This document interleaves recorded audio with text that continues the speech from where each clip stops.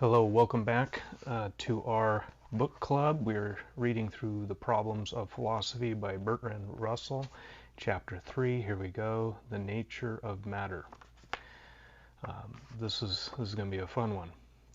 He starts off, and he's a great thinker, of course. He's beyond, it's Bertrand Russell. So as I joke, I humbly do. In the preceding chapter, we agreed, though this is me reading Russell.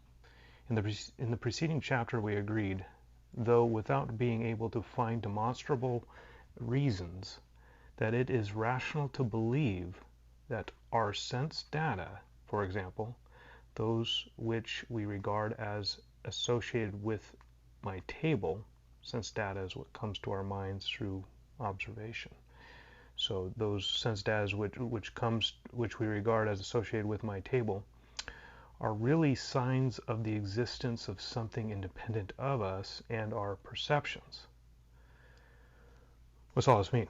Well, basically he's saying that in the preceding chapter we've concluded that although we don't have demonstrable reasons be able to demonstrate these following reasons, i.e. that there is an actual table outside of our heads, we should believe this. We have enough reason to believe it.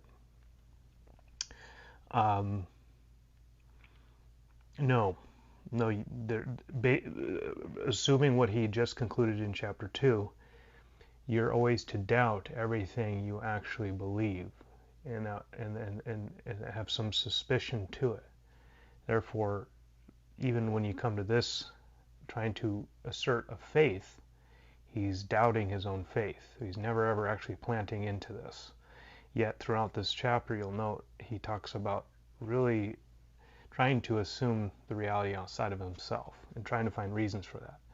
But at the end of the day, he's already precluded that you must doubt everything. Can't truly know whether there is something outside of yourself, and he's absolutely right about that in chapter 2. He's absolutely wrong in his direction and his emphases in chapter 3. The fact is if we are not able to trust and rely upon what comes at us through our sense data, then we have no basis to even rationally believe anything other than falling into a mode of who knows, i.e. going back to skepticism. So, yeah, this is just a fun book. I don't know what else to add to that. He talks about public space versus private space, and that's kind of how he's determining the sciences really get at. He's actually even trying to say that sciences are beyond sense like our ability to touch and see. Yet that's absolutely nonsense. All science comes through observation, and from those observations making theoretical claims in which are tested. But that's all going through our sense data. So even all the sciences are questionable. There's actually no absolute truth that comes through the scientific method. It's all tentative knowledge.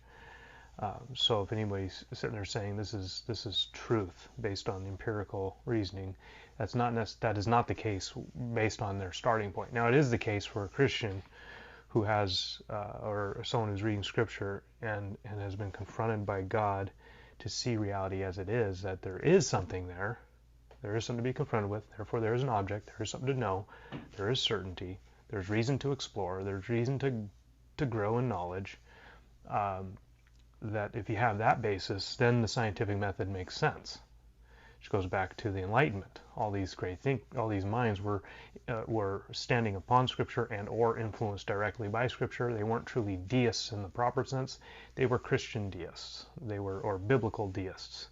They believed in a providential God upholding the world that wasn't so distant that he wasn't conditioning everything, and even the concepts, the things like love and overcoming evil with good, etc. So anyhow, that's a caveat.